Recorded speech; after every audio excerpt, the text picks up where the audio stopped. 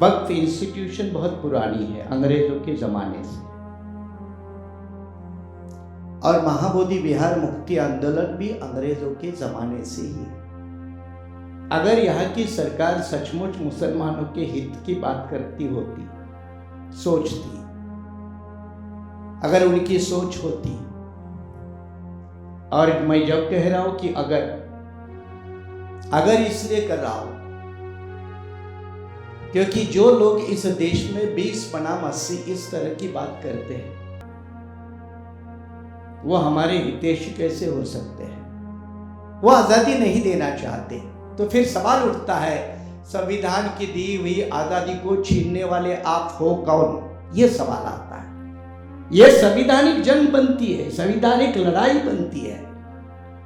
बौद्ध भी इसी बात को कह रहा है। हमारे बनते जो कुछ बैठे हैं यहाँ, बौद्ध लोग भी यही बात कह रहे हैं कि अगर आप इस बात को मानते हैं कि हर एक मजहब के लोग अपनी अपनी धार्मिक संस्थाओं का मैनेजमेंट करें, तो बौद्ध गया में आपको बंटने का ठेका जो आपने लिया है वो कितना सही है, इसीलिए आपको हटना चाहिए। लॉ से, कानून से किसी भी समाज को कभी भी 100% रोका नहीं जा सकता और बदला भी नहीं जा सकता। संविधान ने, बाबा साहब के संविधान ने हर देश में नागरिकों में समता, भाईचारा पैदा किया। महाबोधि विहार बहुत पुराना संघर्ष है। अनागारिक धम्मपाल बनते थे श्रीलंका से, अंग्रेजों के समय से श्रीलंका के से चलकर यहाँ है। कानूनी लड़ाई लड़ी, कई बार मारपीट हो गई। अनागारिक धम्मपाल जो श्रीलंका में बैठा है, उसके समझ में अगर बात आती है तो यहाँ के बौद्धों के समझ में तो बात जरूर आएगी, और इसलिए वो अपनी आवाज बुलंद कर रहे हैं। सरकार ने आंदोलन को कुचलने की बहुत कोशिश की, बनते जी को गिरफ्तार किया, डंडे चलाए। हालांकि बिहार के चुनाव में उसका क्या परिणाम होता है वो देखने को मिलेगा। और मैं कांशीराम का चेला हूँ, उनके स्कूल में तैयार हुआ हूँ। वो कहते थे अगर हमारे मेंबर ऑफ पार्लियामेंट नहीं है तो भी कोई बात नहीं, लेकिन पार्लियामेंट के बाहर हम इतने लोग खड़े कर देने चाहिए कि अंदर वालों की हमारी आवाज बोलनी पड़ेगी। और अगर चुनाव आयोग या संवैधानिक संस्था है तो वो संविधान के मुताबिक फंक्शन करनी चाहिए। किसी दिल्ली में बैठे हुए गए आयरे गहरे नत्थु खैरे के इशारे पर नहीं। मैं अपनी बात रखने से पहले, यह पत्रकार साथी मौजूद है, ये जब प्रोग्राम तय हुआ डॉक्टर साहब, तो किसी साथी की ये रिएक्शन थी कि ये दोनों लोग मिलकर धर्म की बात करेंगे। इकोसिस्टम दूसरे लोगों की बड़ी पावरफुल है और इसलिए उनकी आवाज पहुंचती है, तो उनका पहला जवाब देना बहुत जरूरी है कि हम अपने धर्म की बात करने नहीं आए हैं, हम अपने संविधानों की अधिकार की बात करने आए हैं। और इसलिए इस प्रोग्राम का आयोजन भी संविधान अधिकारी सम्मेलन के रूप में है। लेकिन अधिकार अलग अलग तरह के होते हैं। 2 विषयों पर आज का विषय मर्यादित है और 2 विषयों पर कई बातें रखी है। वक्फ इंस्टीट्यूशन बहुत पुरानी है, अंग्रेजों के जमाने से। और महाबोधि विहार मुक्ति आंदोलन भी अंग्रेजों के जमाने से ही है। दोनों की जड़ें बहुत लंबी है। कई बातों का जिक्र हुआ। सीधा बात है कि अगर यहाँ की सरकार सचमुच मुसलमानों के हित की बात करती होती, सोचती, अगर उनकी सोच होती, और मैं जब कह रहा हूं कि अगर इसलिए कर रहा हूं क्योंकि जो लोग इस देश में 20 बनाम 80 इस तरह की बात करते हैं, वो हमारे हितैषी कैसे हो सकते हैं? वो हमारे हित की बात करने वाले कैसे हो सकते हैं? तो फिर सवाल यह आता है कि उनका मकसद क्या है। और अगर इसकी तरफ से उल्टी तरफ से देख ले तो मान लो इनको हमें हित की चिंता है, हमारे हितों की चिंता है, तो हिम्मत है तो सच्चार कमीशन की सारी सिफारिशें देश में लागू करके दिखाए। क्यों 2006 में आई थी ना, वो भी भारत सरकार की रिपोर्ट है, ये थोड़ी हमारी किसी और की प्राइवेट रिपोर्ट है। शिक्षा के बारे में, नौकरी के बारे में, भागीदारी के मामले में वहां आप गंभीर क्यों नहीं है, वहां आप जिम्मेदार क्यों नहीं है? उन मामलों से तो आप भागते निकलते हो, और जहां आपको इंटरफियर नहीं करना है वहां इंटरफियर करते हो, तो आपके मंशा के ऊपर सवाल है, आपके इरादे के ऊपर सवाल है। और इसलिए कानूनी अहमियत को छोड़िए, 2-4 प्रावधान इधर उधर हो जाएंगे, लेकिन आपका इरादा ठीक नहीं है, उसका हम विरोध करते हैं। इरादा क्या है? और इरादा दोनों में एक जैसा है। यहां आपको घुसना है और गया में हटना नहीं है। आपको इसमें घुसना है और गया में हटना नहीं है। तो फिर वो एक जैसा कैसे हुआ? वो तो एक जैसा नहीं है ना, अलग अलग है। अब सवाल है आपको घुसना क्यों है और वहां से हटना क्यों नहीं है? ये दोनों सवाल जायज है। और जब हम उनके यहां घुसने के सवाल की बात करते हैं तो इरादा है कि आपकी जो भी संवैधानिक आजादी है वो हम आजादी नहीं देना चाहते। चाहे जिक्र आप किसी भी प्रावधान का करें, वो आजादी नहीं देना चाहते। तो फिर सवाल उठता है, संविधान की दी हुई आजादी को छीनने वाले आप हो कौन? ये सवाल आता है। सवाल ये आता है, ये संवैधानिक जंग बनती है, संवैधानिक लड़ाई बनती है।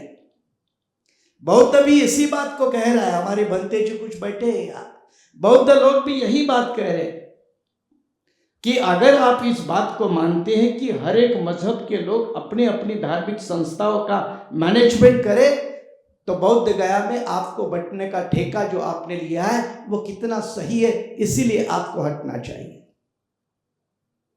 4 महीने से आंदोलन चल रहा है, पुलिसों ने कई मंक लोगों को, बनते लोगों को उठाया, भारत के बाहर के लोगों ने समर्थन दिया, कई सारी विदेशी बौद्धों ने समर्थन दिया, बुद्धिस्ट मंक शामिल हुए।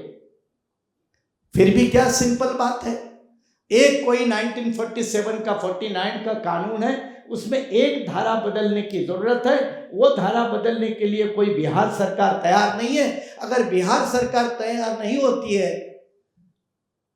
तो जब भी हमारे प्रधानमंत्री विदेश से जाते हैं तो फख्र से कहते हैं मैं बुद्ध की धरती से आया हूं, कहते हैं ना। अरे प्रधानमंत्री छोड़िए, वो अंबानी की मिसेस है ना, वो भी कहती है विदेशों में मैं बुद्ध की धरती से आई। आज जब बुद्ध की धरती से आए हो, इतना दुनिया में आप पर फक्र है, गर्व है कहने का, तो उसी बौद्ध विहार को बौद्धों के हाथ में सौंपने के लिए आपको तकलीफ क्या? तकलीफ क्या? तकलीफ यह है कि आपकी जो नीति है वो दोनों तरफ एक जैसी है। यहां भी हमको हावी रहना है और वहां भी हमको हावी होना है। यहां आपको भी ठेस पहुंचानी है, वहां उनको भी ठेस पहुंचानी है। तो भाई जिसको भी ठेस पहुंचेगी वो दोनों मिलकर उसका विरोध करेंगे ना, ये तो जायज है। एक नागपुर का बंदा बहुत होशियार समझता है अपने आप को, नाम लेना जरूरी नहीं, वैसे नागपुर में होशियार लोगों की बहुत बड़ी तादाद है। वो कहता है कि यार ऐसे अगर बुद्धिस्ट और आप मुसलमान एक मिलके अगर इकट्ठे होंगे तो बाकी सारे उधर चले जाएंगे, बाकी सारे उधर चले जाएंगे। वह बोला ठीक है, नहीं होते हम इकट्ठे इकट्ठे रहते, तुम आते हो क्या हमारे साथ, तुम आते हो क्या? ये आने को तैयार नहीं है। कहेंगे पोलराइजेशन होगा, पोलराइजेशन होगा, पोलराइजेशन की चिंता है, पोलराइजेशन हो गए तो फायदा उनका होगा, इसकी चिंता है। अगर ये चिंता आपको सताती है तो आप हमारे हक और हकूक के लिए आगे आकर लड़े, हम आपका साथ देंगे, उसमें दिक्कत क्या है? लेकिन वो इस काम को नहीं करेंगे, वो करना नहीं चाहते। और अगर हम कोई करते हैं, वैसे डॉक्टर साहब ने बताया कि ये हमारी पहली पहल नहीं है, इसके पहले लगभग 4 महीने से भारत के 4 कोने में, कलकत्ता, दिल्ली, बॉम्बे और बेंगलोर में मुस्लिम पर्सनल लॉ बोर्ड, उसमें मौलाना जी भी थे, हमें सभी लोगों ने मिलकर 4 वर्कशॉप किए। और 4 वर्कशॉप में ना कि सिर्फ मुसलमानों के मसले, ना कि दलितों के, बल्कि ओबीसी के भी, ये सारा जो शोषित है, पीड़ित है, उनके सारे मसले हम इकट्ठे होकर बैठ के आपस में समझकर भविष्य में और मजबूती से ताकत के साथ सामने आएंगे। ये उसकी बुनियाद कहीं ना कहीं डालनी पड़ेगी। मैं तो कह रहा हूं, वक्त कानून पास करके यह आपके हाथ में हथियार दिया है कि आप करो भाई, इकट्ठे हो जाओ, आ जाओ। जैसे डॉक्टर इलियास साहब ने बताया कि क्या क्या शर्तें रखी है, नहीं कर सकता है 5 साल मुसलमान हो या नहीं, सर्टिफिकेट दे दो। और होते कौन तुम हो? कौन देगा सर्टिफिकेट? भारत सरकार अथॉराइज करेगी, कलेक्टर अथॉराइज करेगा कि तुम मुसलमान हो या नहीं हो। ये इस तरह की नीति बनाने वाले लोगों को जिम्मेदार सरकार नहीं कहते। कोई उसको सरकार कह सकता है, लेकिन जिम्मेदार सरकार नहीं कह सकते। और अगर जिम्मेदार सरकार जिम्मेदारी के साथ बर्ताव नहीं कर रही है तो उसका कहीं ना कहीं विरोध होना स्वाभाविक है। अब कोई कहेगा कानून आएगा, कानून तो कई आएंगे। अभी महाराष्ट्र में भी एक नया कानून लाया, विधेयक पास हो गया, गवर्नर अब सिग्नेचर करेगा, बहुत सारे लोगों को प्रताड़ित करने के लिए रास्ता ढूंढेगा। कानून तो आएगा, लेकिन एक बात में खुलकर, मैं भी लॉ का स्कॉलर हूं, खुल के कहता हूं, लॉ से, कानून से किसी भी समाज को कभी भी 100% रोका नहीं जा सकता और बदला भी नहीं जा सकता। समाज की अपनी जड़ें होती है, समाज के अपने रूट्स होते हैं, समाज के अपने इंस्टीट्यूशन होते हैं। इसका मतलब यह नहीं कि कानून उसी दिशा में पहल नहीं करना चाहिए, जरूर करना चाहिए। लेकिन अगर कोई समझता है कि पूरा काम कानून से ही होगा, तो इस देश में कानून से छुआछूत कब खत्म हो चुकी है? क्या गई है? संविधान ने, बाबा साहब के संविधान ने हर देश में नागरिकों में समता, भाईचारा पैदा किया, क्या वो बन चुका है? समाज की अपनी जड़ें होती है, समाज के अपने जड़ों के लिए कुछ इंस्टीट्यूशंस होते हैं। बीच बीच में कई लोगों को लगा कि जहां भी है भारत में हम ही हम है, खुदाई शुरू कर दी, खुदाई शुरू कर दी। उनके दुर्भाग्य से जहां भी खुदाई करने लगे, बुद्ध मिलने लगे। अब जैसे बुद्ध मिलने लगा, उनका बड़ा सूबेदार समझ में आया उसने कहना, यार खुदाई बंद करो वरना सारा उल्टा हो जाएगा, बुद्ध ही बुद्ध मिल रहा है। नागपुर के ही है, उनके समझ में आया इसमें हित नहीं है। तो हम तो कहेंगे भाई, उनको अगर समय आया तो हम तो कहेंगे कि अगर आप इतिहास पलटाना ही चाहते हो, पलटाना ही चाहते हो, वापस ही जाते हो, तो आपको बुद्ध के पास जाना पड़ेगा और कोई नहीं मिलेगा। अगर इतनी तैयारी है तो ये जंग छिड़ दे, अगर इतनी तैयारी है तो होने दो। महाबोधि विहार बहुत पुराना संघर्ष है। अनागारी धम्मपाल बनते थे श्रीलंका से, अंग्रेजों के समय से श्रीलंका के से चलकर यहाँ है। कानूनी लड़ाई लड़ी, कई बार मारपीट हो गई। बुद्धिस्ट लोग काफी अच्छी तरह से जानते हैं।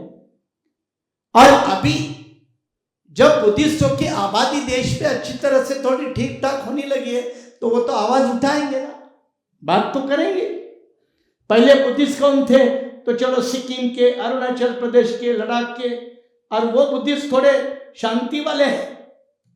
महाराष्ट्र के बुद्धिस्ट थोड़े अलग है, वो बाबा साहब के बुद्धिस्ट है, और इसलिए चुपचाप नहीं बैठते।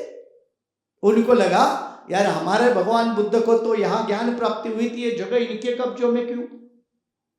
अनागारी धम्मपाल जो श्रीलंका में बैठा है, उसके समझ में अगर बात आती है तो यहाँ के बौद्धों के समझ में तो बात जरूर आएगी। और इसलिए वो अपनी आवाज बुलंद कर रहे हैं। सरकार ने आंदोलन को कुचलने की बहुत कोशिश की, बनते जी को गिरफ्तार किया, डंडे चलाए। हालांकि बिहार के चुनाव में उसका क्या परिणाम होता है वो देखने को मिलेगा, वो देखने को मिल जाए। अब रहा वक्फ बिल का जो मामला है, संशोधन का मामला है, जैसे डॉक्टर साहब ने कहा जजमेंट आ जाएगा, अभी जजमेंट आ जाएगा। नोटिफिकेशन रूल का हो गया, वो लागू करेंगे। सुप्रीम कोर्ट उनको कितना इजाजत देता है, नहीं देता है, वो जजमेंट आने के बाद पता चलेगा। जजमेंट आने के बाद फिर हमारे पास एक रिव्यू पिटीशन का रास्ता है, एक रिव्यू पिटीशन का रास्ता बचेगा। लेकिन रिव्यू पिटीशन के बाद भी अगर नहीं कुछ हुआ तो पार्लियामेंट तो देश की अभी भी है ना, पार्लियामेंट तो है, पार्लियामेंट में आवाज गूंजनी चाहिए। और मैं कांशीराम का चेला हूं, उनके स्कूल में तैयार हुआ हो। वो कहते थे अगर हमारे मेंबर ऑफ पार्लियामेंट नहीं है तो भी कोई बात नहीं, लेकिन पार्लियामेंट के बाहर हम इतने लोग खड़े कर देने चाहिए कि अंदर वालों की हमारी आवाज बोलनी पड़ेगी, अंदर वालों की हमारी आवाज बुलंद करनी पड़ेगी। ये वक्त का तकाजा है, ये जरूरत है। और ये जरूरत जो कौम करती है, जो लोग करते हैं, जो समाज करता है, उसके अधिकार को हाथ लगाने के बारे में सरकार 100 बार सोचती है। ये ताकत पैदा करना भी जरूरी है। हम अपनी अंदरूनी मैनेजमेंट जो करना है वो करें, लेकिन लड़ने का जज्बा मत छोड़े। किसी भी नाइंसाफी के खिलाफ लड़ने की बात को हमने कभी छोड़ देना नहीं चाहिए।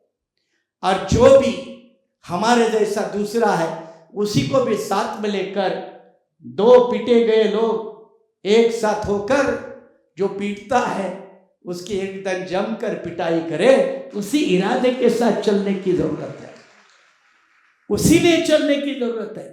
और ये बात तब होती है, सरकार ऐसे हथकंडे खड़े करती है, अच्छी बात है, करिए, सरकार आपके, आप कर सकते हैं।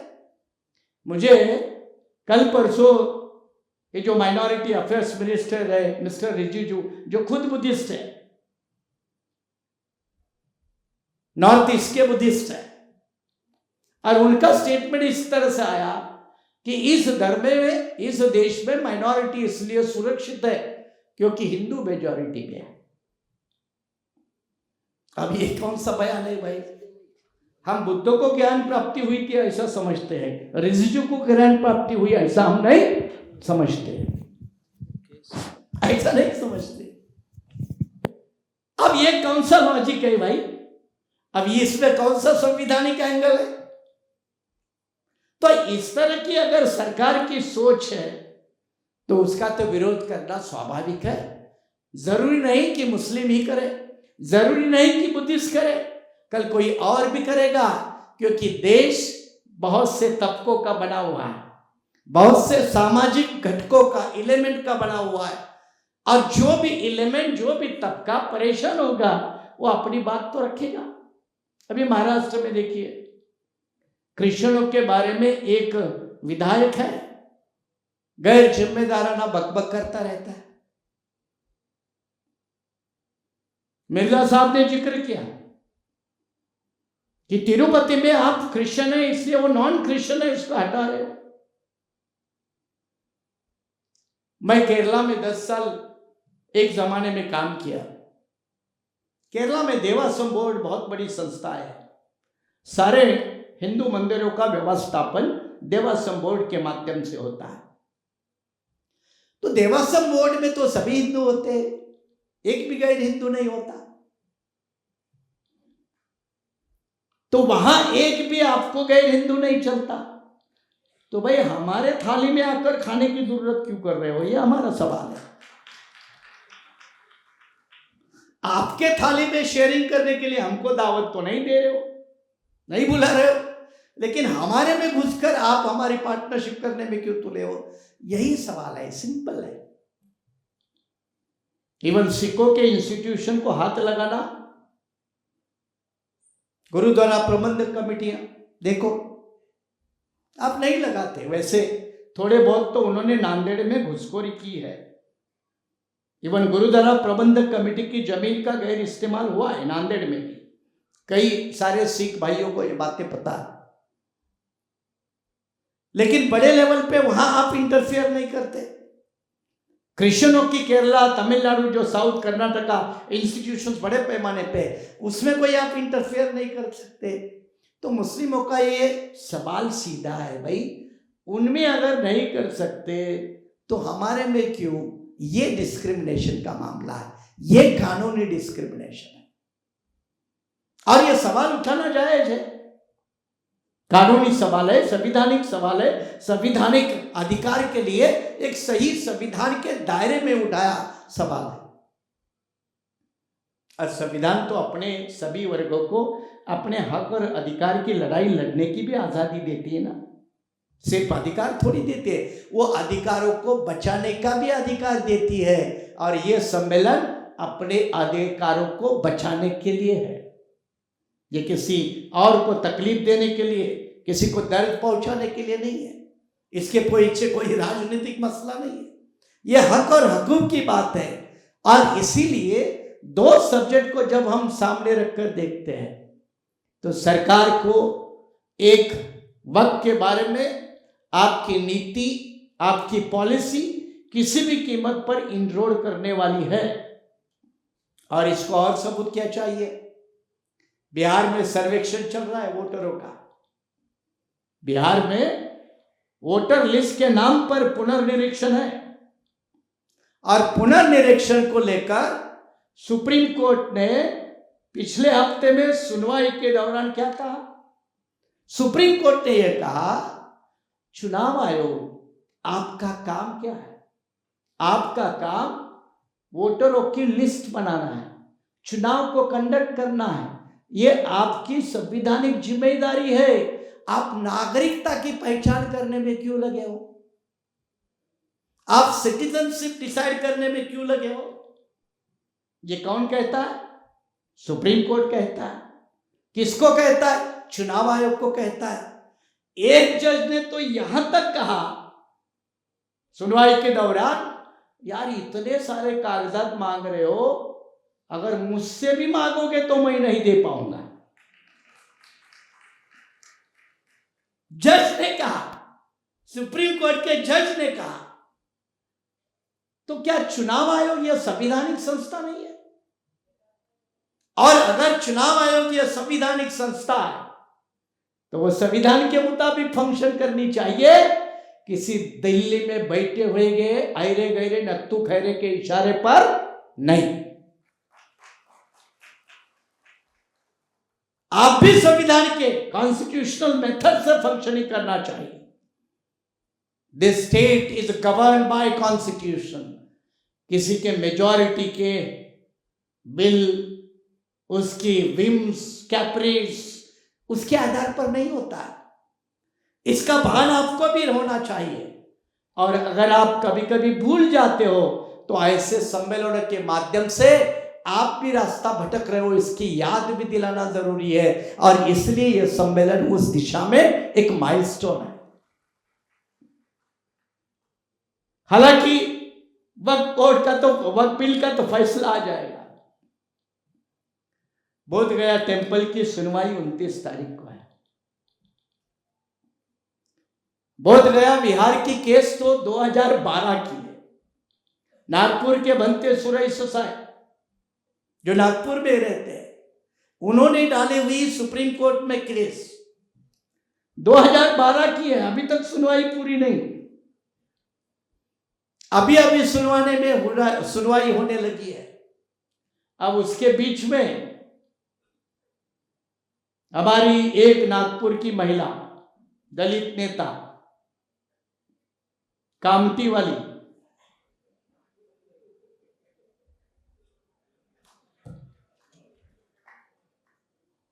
उसने एक सुप्रीम कोर्ट में अर्जी डाली जो कि कोई जरूरत नहीं थी, कोई जरूरत नहीं थी। उन्होंने एप्लीकेशन डाली, सुप्रीम कोर्ट ने रिजेक्ट की। ग्राउंड टेक्निकल है, लीगल है नहीं। उन्होंने कहा पहले हाई कोर्ट में चले जाओ। मतलब टेक्निकल रिजेक्शन है, ये कोई लीगल रिजेक्शन नहीं है। लेकिन इनका मकसद क्या था फिर? ऐसी जब 2012 से कोई रिट पिटीशन चल रही है, तो जो लोग नागपुर में रेशीम बाग के साथ घूमते फिरते हैं, जिनका रिश्ता बना हुआ है, उन लोगों को सुप्रीम कोर्ट में पिटीशन डालने की दूसरी क्या जरूरत थी? किसके इशारे पर? क्या सवाल नहीं उठता? ताकि सुप्रीम कोर्ट आसानी से उसको रिजेक्ट करे और वो दूसरी आने वाली जो पिटीशन है उसके ऊपर उसका डायरेक्ट इनडायरेक्ट इंपैक्ट हो। क्या ये नीति लोगों के समझ में नहीं आती? और जब इस तरह की घिनौनी हरकतें होती है तो फिर इनके ऊपर सवाल उठाना पड़ता है, उसका विरोध करना पड़ता है। और एक बार सुप्रीम कोर्ट ने खुद कहा है, इस देश के हर नागरिक का अपने हक और अधिकार के लिए सरकार को विरोध करने का अधिकार है। वो भी शायद अब परेशान होकर निकालने के चक्कर में जन सुरक्षा है, उसका क्या हासिल होता है देखते हैं। समय है, अभी काफी पड़ा है। लेकिन जब इनकी नीतियां इस तरह की है, नीति क्लियर कट है। इलाहाबाद हाईकोर्ट के जस्टिस शेखर यादव का बयान, इलाहाबाद हाईकोर्ट के बिल्डिंग में दिया हुआ भाषण कि ये देश किसके मतों के आधार पर चलना चाहिए, ये वक्त मामला या बौद्ध विहार का मामला, मैं उसको निजी नहीं मानता हूं। ये एक अकेले बौद्धों का या अकेले मुस्लिमों का नहीं मानना चाहिए। इस देश में आने वाले कल्चरल पॉलिटिक्स की, कल्चरल संघर्ष की यह बात है। आने वाले दिनों में यह कल्चरल संघर्ष की तरफ जाएगा। एक एक कदम बढ़ रहा है। पहले यात्रा के जमाने से शुरुआत था, देश भर यात्रा चलेगी, वहां से शुरू हुआ वो दौर अब धीरे धीरे आगे बढ़ रहा है। और ये दौर अगर ऐसे लोग सत्ता में रहेगा तो बड़ा रहेगा, बढ़ता रहेगा। और आने वाले दिनों में कठिन समय आएगा। अगर उन कठिन समयों का मुकाबला करना है तो अभी से जागना बहुत जरूरी है, अभी से वेल ऑर्गेनाइज होना जरूरी है, कंस्ट्रक्टिव थॉट और पॉलिसी के साथ इकट्ठा होना बहुत जरूरी है। और उस दिशा में आज का ये सम्मेलन, जिन्होंने भी हमारे साथियों ने ऑर्गेनाइज किया, उन तमाम साथियों का एक बार जोरदार तालियों से अदा करें। और इसी के साथ मैं अपनी वाणी को विराम देता हूं। जय हिंद, शुक्रिया, जय भारत।